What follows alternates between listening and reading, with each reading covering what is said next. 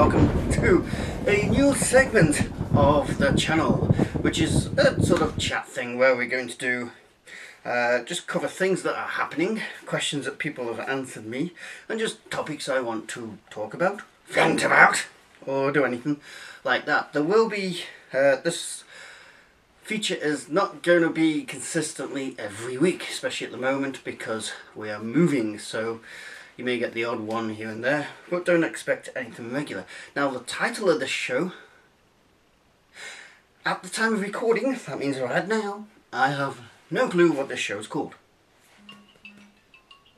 But that beep there means that somebody does, because what I've done, I've put up on YouTube,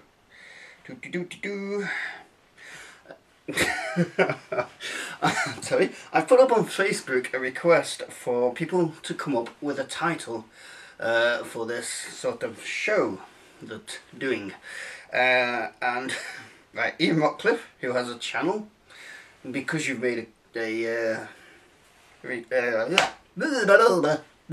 can't speak today. Because you've made a suggestion, Ian, here's a link to your channel. Hey! Ian has a retro gaming channel, very good. I watch regularly, and you should too. Ian Rockcliffe suggests Stuff Talk. Mark Payne, everybody knows Mark Payne because he advertises himself everywhere, at every last excuse. Yes. And here's a link to Mark's channel, just in case. He does Mark's Fixes Stuff. And he's made 1, 2, 3, 4 suggestions. RGVX Vents, Twigs and Pieces, Lab Chat, and GeekSpeak. So we shall have to decide at a later date, but by the time this video is uploaded, that should be resolved. And there may be more comments coming up. I should just type here. Good suggestions.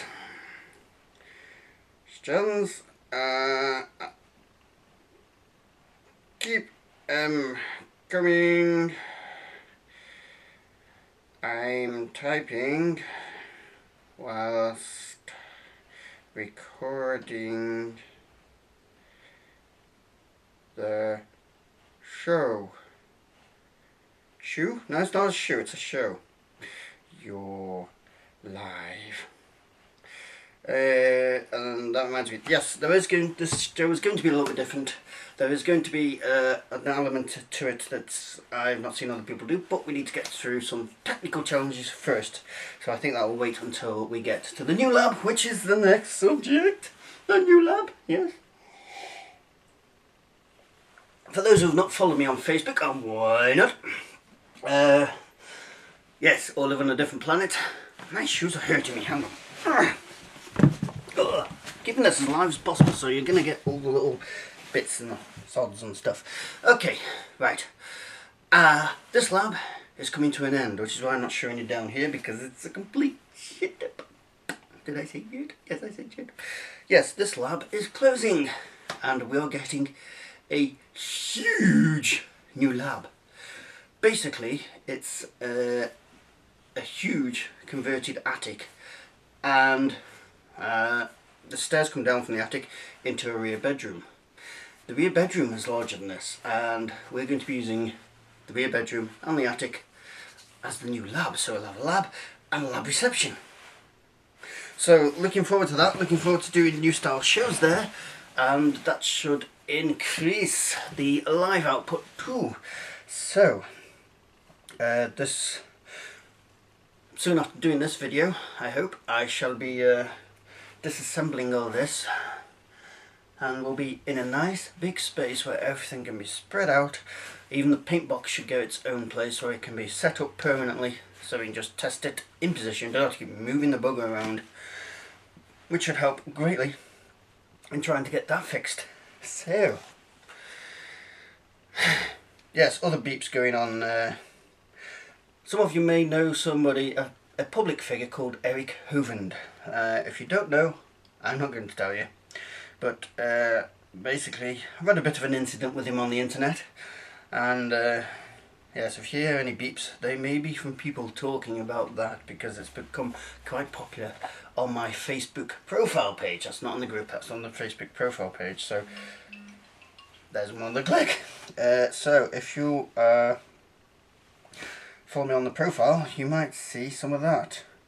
Oh, very funny, Mark. Retro gas, he's just suggested. Actually, this could be an element of the show, actually. Let's see if we can put some sort of live thing up from Facebook as well, so that people can... that made me laugh on air. That made me laugh on air. That takes a while to type, so what I'm going to do next time, if another one comes out while we're recording, I'm going to try and do this voice recognition, see if that works. To make it a bit quicker. So, yes, if you're joining me on Facebook on my profile page, which you can get through from my group, if you're not in the group, link below, you'll see what's going on there. Might be a little bit down by the time you get there, but it's going on right now. Okay, I've made a few notes here in my physics book, just so I can remember what to cover, because my memory is rubbish. Right, what we're going to do, yes, it's my... I forgot the bloody title now. My gaming experience? No. Hang on, gonna have to cut. Okay, to my shame, I forgot the title and I can't find it. So we'll just call it My Gaming Story, My Gaming Experience. It's the story of my gaming right from the beginning. So I'll just see what's been going on here because I think Mark is making those suggestions, because you know he's like. Yes, he's got more suggestions. The Lab Report, Retro Notes, Blitz and Pieces, RGVX Bites Back. Okay, right. So, my gaming experience, whatever. This is a discussion of what I remember of gaming throughout my life. So, my gaming starts in about 1983. Now, it definitely starts in 1983, or 84, perhaps, 83. Gonna go with 83. But my earliest memory is of actually going around somebody. It was in a small terraced house, I do remember. And you walked in the door and there was a TV in the corner and there were two kids, I don't know who, no memory who they were, but they were playing with an Atari 2600. They weren't playing Asteroids, which is playing there. This is actually coming from the 7800 over here, but there's a 2600 there. They weren't playing Asteroids, they were playing Pac-Man, and I'd never seen anything like this because I'd never seen a gaming system before. This fascinated me, and the trend of my future gaming life was set there because I was rubbish at it. Truly rubbish. Still rubbish. Nothing changes in that respect, does it? So, from there, I remember my father taking me out to a small shop in Hanley in Stoke-on-Trent and saying we're going to be buying a computer. I had no idea what a computer was. And we walked into the computer shop and I was like, oh, what's this? Ooh. And we came out with a Commodore VIC-20, which for those heathens who are not in the knowledge, you know, follow my channel for a while because I've done plenty of videos on them. This is a Commodore VIC-20. It has 3K memory, I think, I'm not sure. 3K memory, 6502 processor, I believe, and it was made in 1981. And the good thing about the VIC-20, it was really set up for people who'd never used a computer before. So it came with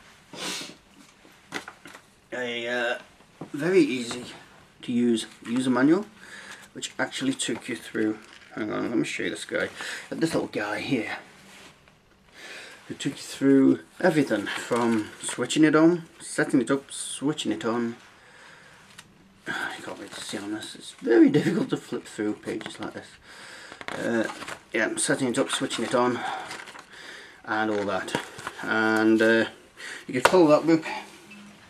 That will teach you quite a lot. I only got this recently for £2.50 from Replay 2013. And then, once you'd finished with that one, you could go into this box that came with it.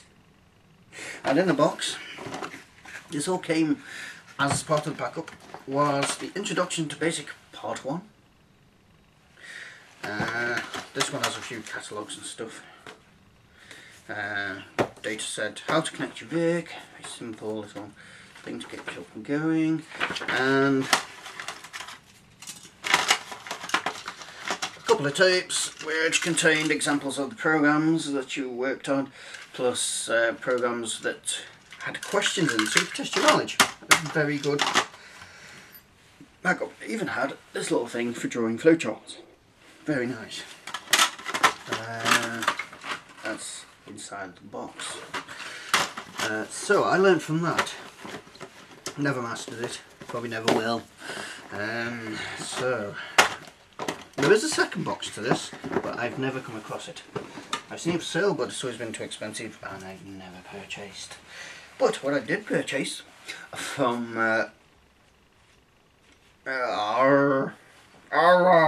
Play Expo Replay 2013 was the Programmer's Reference Guide. Ta-da! Which is obviously the more technical book. You can't see that there. It's the technical side of it. Now, yes, at the same time at school we had a BBC Micro. Now, down in the corner here you can just see with its monitor, this is a BBC Master with the 5 1/4 inch discs. 5.5. I never remember that figure. Why do I never remember that figure? Why does that always elude me? But yes, we had these at school, and we played stuff like Granny's Garden, other educational games. Now, I have not managed to get, it's probably just my own lack of work, this is beeping away madly here. I have not managed to get the educational programs. I must try and track them down. This particular one was a BBC Master, which is a later model, 128k of memory. It's fitted with a turbo SSD card, so everything's on an SD card, and you just play it off there. But we also used a program called Logo, which is a programming language to teach you dribbled to teach you programming, obviously, and you're basically using programming language to draw pictures on the screen. This also, the one we had at school, came with a turtle, which I'll try and put a picture up here if I find one, but it's basically a little robot with a pen that you can command to go up and down, and it runs around the floor and draws. So you're basically doing what is on the screen on the floor. Obviously you put a piece of paper down, but those things are still around, but they're incredibly expensive now. Would like one day. It's one of the few things I am after these days. So I digress there, but we did play Granny's Garden, which I can't show you because they're aggressively protective of the copyright on that game.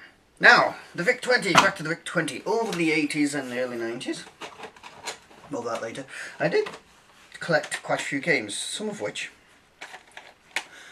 this is not my original VIC-20, but I have since managed to find some of those games. We have, which I've just recently found at Play Expo, Undermine, which I'll be doing a review of, which is a very strange version of Breakout. Phantom Attack, which is, there is a review of this on my channel, which is insane. And Space Escort, which is one of my favourite VIC-20 games. This is awesome. I have a review of it. Go and have a look at it and buy it. This is a new homebrew game. This is Blue Star. There's also a review of that on my channel. One thing we couldn't afford back in the day, personally, because they were bloody expensive. These Mastertronic ones, as you can see, the 199 game range. That means they were actually £1.99, which to a kid on pocket money in the 80s was still expensive, but it was affordable. A lot of games weren't, and what really was not affordable back in the day, which I have these days, are VIC-20 cartridges. These massive cartridges. Here's my Galaxy Note 2, and here's a cartridge. So yes, just a little bit smaller than a Galaxy Note 2. Scary. These were incredibly expensive for kids at the day, but I do have some now, thanks to people and shows I've got them from. So I've more than made up for that. Okay, yes, the Commodore 64 I used right up until I joined the Air Force in 1996. And yes, you may think that's a long time, but I wasn't the only one doing it. At the time, one of my friends, what's his name, Mark Wilkes, he had the VIC-20 and he was still in use because we used to trade games all the time. And at school, I left school in '92 and we were still trading games back then as well. Oh, hang on, we've got some more comments here. Ashley jumped in. Ash has done a handbrake. Plus what? GeekSpeak. Ash wants GeekSpeak. Teabagging Tuesday. But he does say, are there other sites for that apparently? Yes.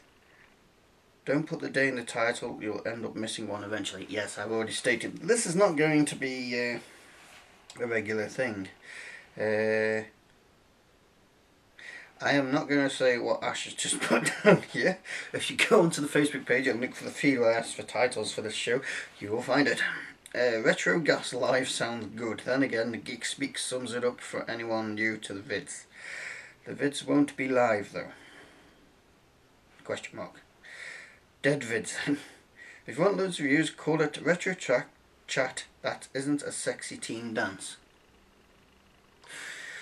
Yes, as usual, with every chat in my Facebook page, it goes downhill rapidly. No, just for anyone newly discovering the vids, I think GeekSpeak sums up what it's about for new viewers.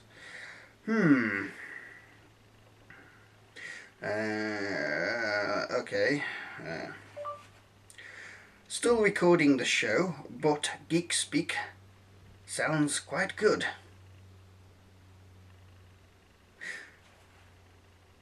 And if...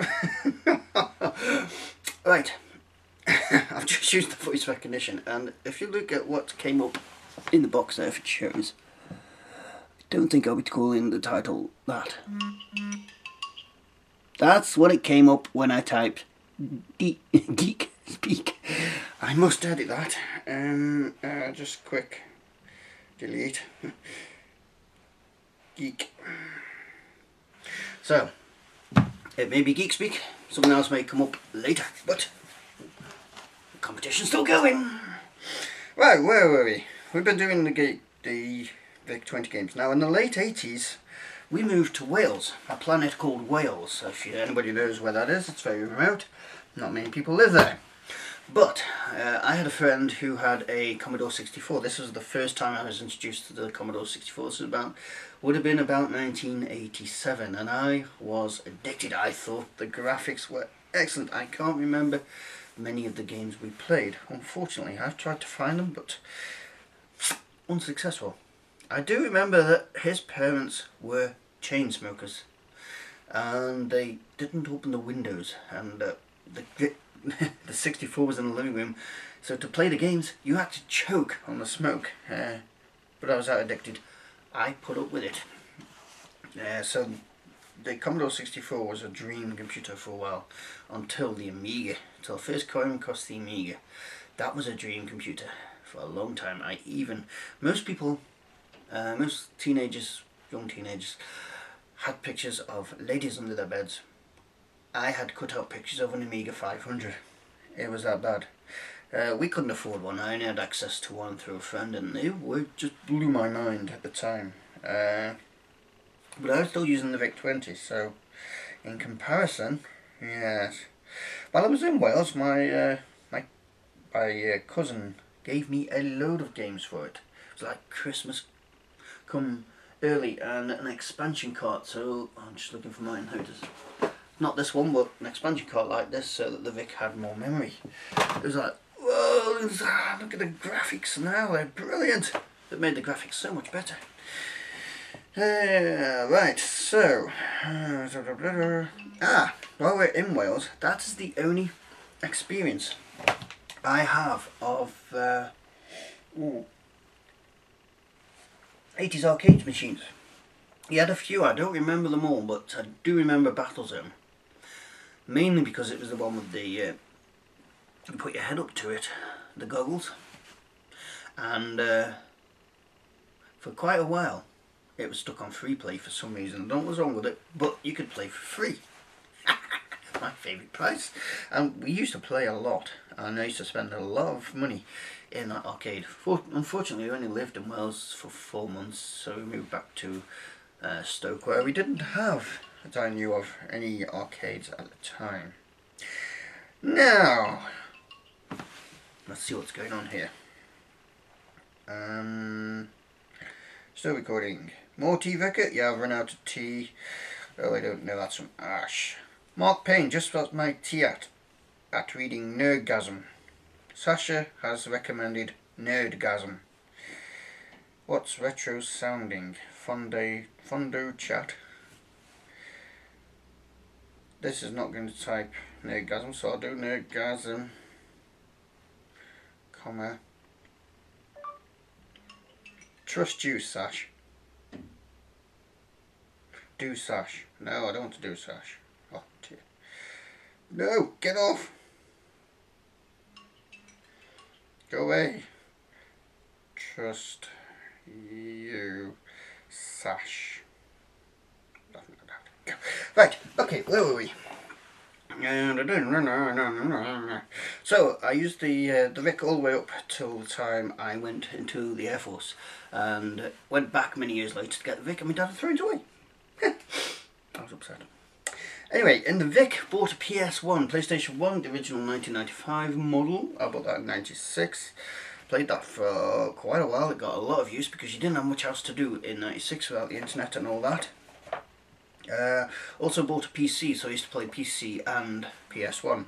More the PS1 for games and the PC for flight simulators. Sold the PS1 due to lack of funds.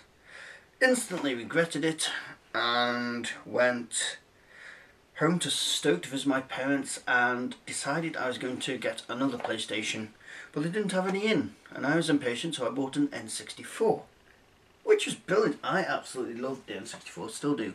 I think it was a brilliant console because I just preferred the smoother graphics on it.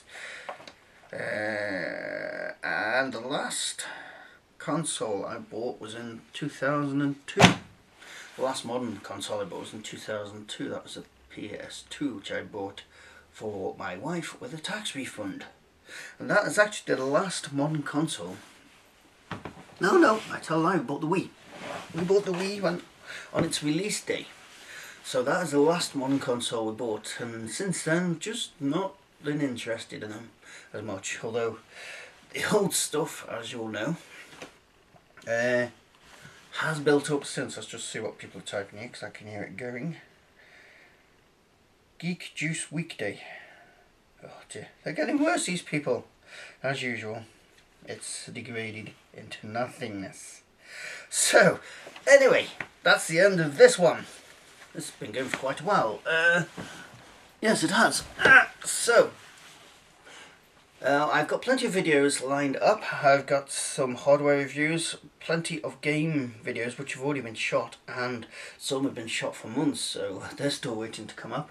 So while we're in transit between the two labs, which should start in December, hopefully the lab should be set up in January, I've got plenty of videos to keep you going, and I'll try and make videos when I can, and we'll make videos of the new lab being set up, and obviously the degree as well, which I'm going to be studying in a moment.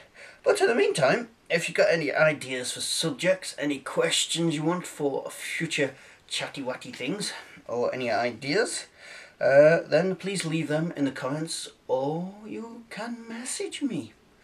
So, that's it. And the channels I've shouted out, there's links below. So go check them out. That's my gaming history. And look at the Geek Lab. And the Geek Lab is in an attic, so it's all apexed. With a nice post up the middle and stairs going down. It's going to be great. Gonna love it. Gonna take a while to set up, but it's gonna be great. I'm really looking forward to that. I'll have room for my starships to be spread out. Yes! Instead of this tiny little room. Anyhow, that is done, and this is now. So, leave any comments, questions, or ideas in the comments section. or message me, and that's it. We are done for this one. I shall see you in the next one. Hardware reviews and software reviews coming up. Thank you all very much. You need to quit being dirty. You're a dirty boy.